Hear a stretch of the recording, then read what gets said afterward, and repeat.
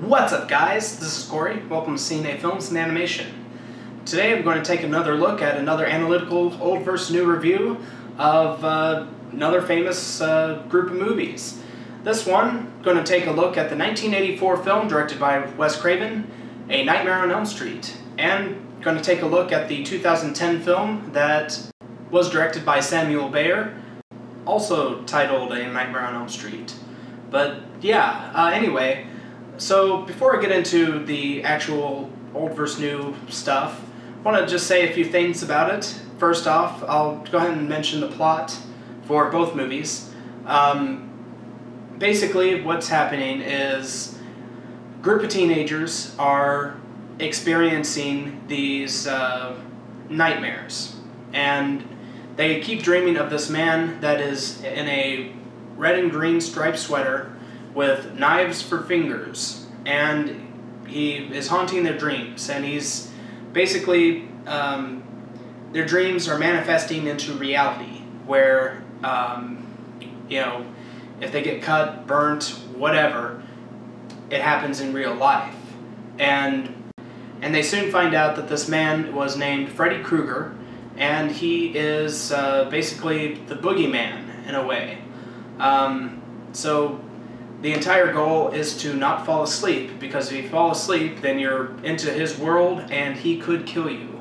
So the teenagers, they're trying to stay up, but at the same time, it is very difficult to do. So obviously some are going to fall asleep, some will die, and they're just trying to survive. That's the general plot for both movies. So the 1984 film starred Heather Langenkamp, Robert Englund, John Saxon, Amanda Weiss, Johnny Depp, and Nick Cory. And the film itself spawned at least 7 or 8 sequels, or well, 7 sequels, 1 spin-off, something like that, and eventually the remake. And you know, it is a much beloved Halloween horror movie. Then we go into the 2010 film. The film starred Jackie Earle Haley, Rooney Mara, Kyle Gallner, Katie Cassidy, Thomas Dekker, and Kellen Lutz. And yeah, this one did not spawn any sequels after it, at least none in the making as far as I know. And it got average reviews, more negative than positive from what I remember. But yeah, but I mean, both films do some good things and both do some bad things, and we're going to take a look at both films, see what worked, which didn't, and go from there. So to start off, let's look at the plot and see which film tells the story better. Well, as I mentioned, both films follow teenagers and them trying to stay awake because they could die in their sleep. And basically, both films are very similar in that sense. The remake doesn't stray far away from its original plot. Looking at the 1984 film, the film does a really good job at setting up the characters and putting you into this kind of nightmarish world where, you know, you have Freddy Krueger, who in a way is kind of like a devilish clown in a way. But I mean, not to say that he's a full clown in this one. He did become a little more campy and a little more cartoonish in the sequels, but in the original, I mean, he was generally a pretty terrifying character. And the film has aged pretty well, and that's mainly due to some other elements, and I'll get to that a little bit later. But the film definitely does a great job at telling the story, keeping with the characters, and you know, getting you involved in this world. The 2010 film does a good job at telling the story. However, you never really feel like you fully know the characters.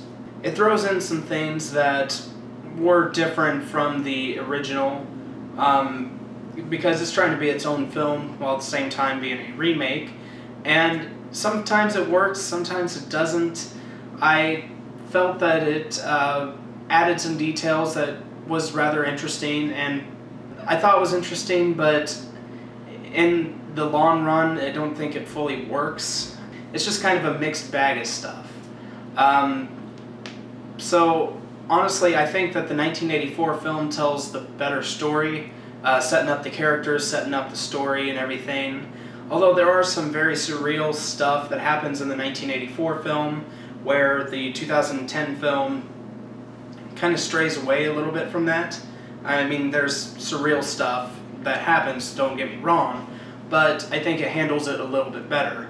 But I'm going to go ahead and say that the 1984 film is just a little bit better in telling the story. Now we look at the characters. For the characters, I'm going to look at Nancy, going to look at Glenn, Tina, and Rod, as well as the parents. So in the 1984 film, you have Nancy, and in the 1984 film, she's played by Heather Langenkamp, and in the 2010 film, she's played by Rooney Mara. 1984's Nancy does a good job. This was a role that pretty much launched her career, very small career, but still launched her career, and she does a really good job with it. Rooney Mara does a really good job as well. I thought that she really pulled off the character as well as being her own, and I was glad with that. I like Rooney Mara, and I'm glad that she was able to pull that off. Now let's talk about Nancy's mother. Nancy's mother plays a big role in both films. Basically, her mother is, wants her to go to sleep, because she's staying up, and that's true for both films.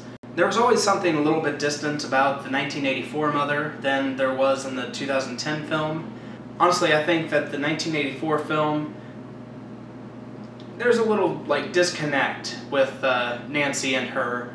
I never really feel like there's much of a bond between them, and I think it's a little bit stronger in the 2010 film because I do feel the connect a little bit more. Next we have Tina, which honestly both characters are barely in the film. I mean, they are the first to die essentially, so I mean there's not much development for either one, but I will say that I think the 1984 Tina does a better job a little bit. I think she's just a tiny bit of a better actress and is all around more interesting. So 1984 for her. And then we have her boyfriend, Rod, who is, honestly, I mean, he has a little bit more development than Tina, but honestly, this character really isn't all that memorable. His death is memorable for the 1984 film, and I guess in a way the 2010 film, but honestly, there really isn't much of a connection between either film with this character, I felt. But if I had to say one did a better job, I might lean a little more toward the 2010 film, I'd say, just a tiny bit. And then we have Glenn, who in the 1984 films played by Johnny Depp, and 2010 film is played by Kyle Gallner. And I mean, it's kind of Nancy's boyfriend a little bit, and a little bit more memorable in the 1984 film. I did like the 2010 character, but I think I'd remember the 1984 character just a little bit more. So overall, it's kind of a mixed bag, but I'm going to lean a little bit more toward the 1984 film.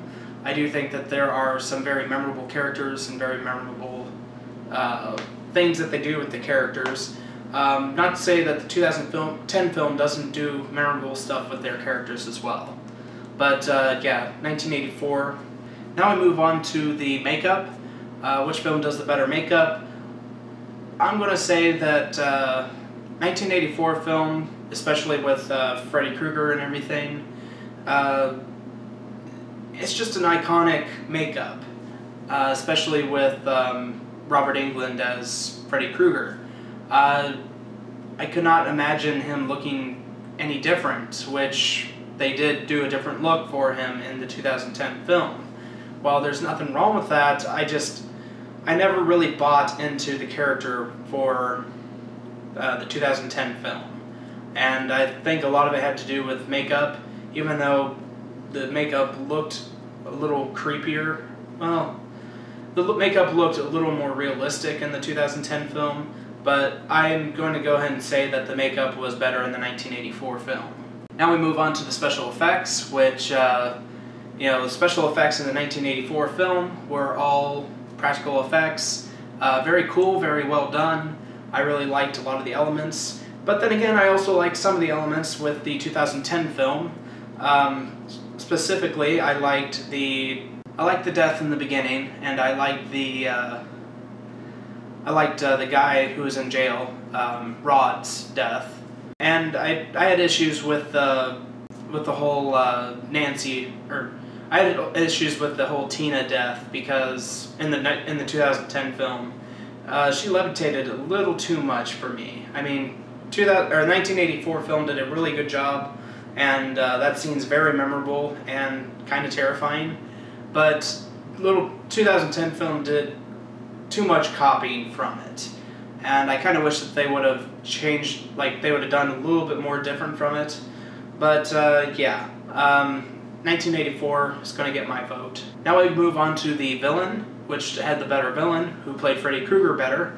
Hands down, Robert Englund, personally, because when I think of Freddy Krueger, I can't help but think of Robert Englund. James Earl Haley does a good job, but honestly, I just could not really buy into the character. I just couldn't see him as Freddy Krueger. And so my point's going to go toward the 1984 film. So which film is scarier? Well, the idea of, kind of the boogeyman taking over your dreams and potentially killing you in your sleep is a very terrifying thing. I think that the 1984 film is very effective in bringing the scares, but if I had to say what a film's a little scarier or something, I'd say probably the 2010 film, mainly because it's a little more realistic, or at least the realism is a little stronger with that one. So point to the 2010 film. And overall, the 1984 film is a classic. I really like the 1984 film. I've seen it hundreds of times over the years, and it's just kind of an all-time favorite of mine. The 2010 film, when I saw it initially, I didn't like it at all.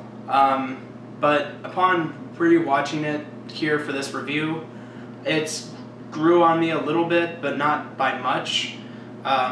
There are some good elements to it, just not a lot. So I mean, it's one of those that if you're interested, I suppose you could watch it and get something out of it, but for the most part, it's, I guess, a skip. But do check out the original, because I think it's just an all-time great film. But anyway, the 1984 Nightmare on Elm Street is the better film. So tell me guys, have you seen Nightmare on Elm Street, both 1984 or 2010? Share your thoughts on them. Comment below, let me know. I'd love to hear your feedback. If you guys like this video, be sure to like, favorite, subscribe. Be sure to check out our other videos. Be sure to like us on Facebook and follow us on Twitter. If you have any movie suggestions or TV suggestions, feel free to leave them in the comments. And as always, I am Cory, and I will see you guys in the next one.